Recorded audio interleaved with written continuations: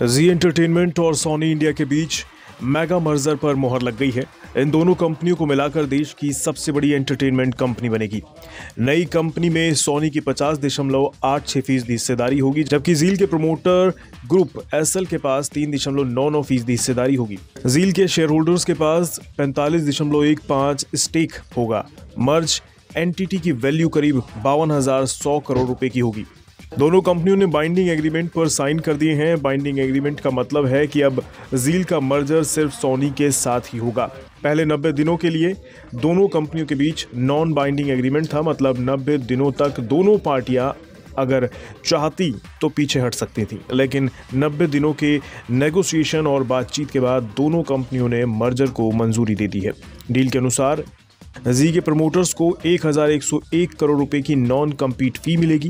Promoter 3.99% हिस्सेदारी बनाए रखने के लिए नई कंपनी में 300 रुपए प्रति शेयर के हिसाब से 3.67 करोड़ से ज्यादा शेयर खरीदेंगे।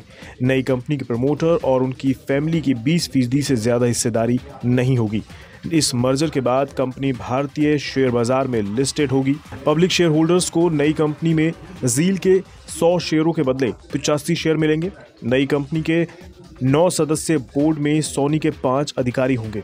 पुनीत गोयनका अगले 5 साल के लिए कंपनी के एमडी और सीईओ होंगे।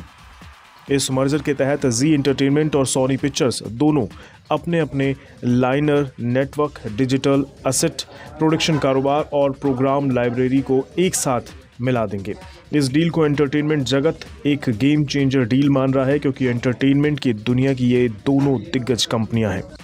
जील की 190 देशों तक पहुंच है, जबकि सोनी को 167 देशों में देखा जाता है। भारत के जील के 10 देशों में 100 से ज्यादा चैनल हैं, जबकि सोनी इंडिया के 31 चैनल हैं। जील का मार्केट शेयर 19% है, जबकि सोनी का 9%।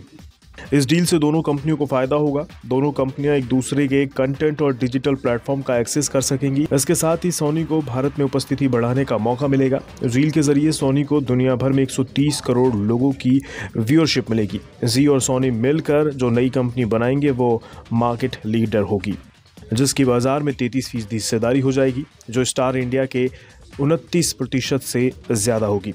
मर्ज्ड इकाई की हिंदी फिल्मों के सेगमेंट में 63% और सामान्य मनोरंजन सेगमेंट में 51% बाजार हिस्सेदारी होगी।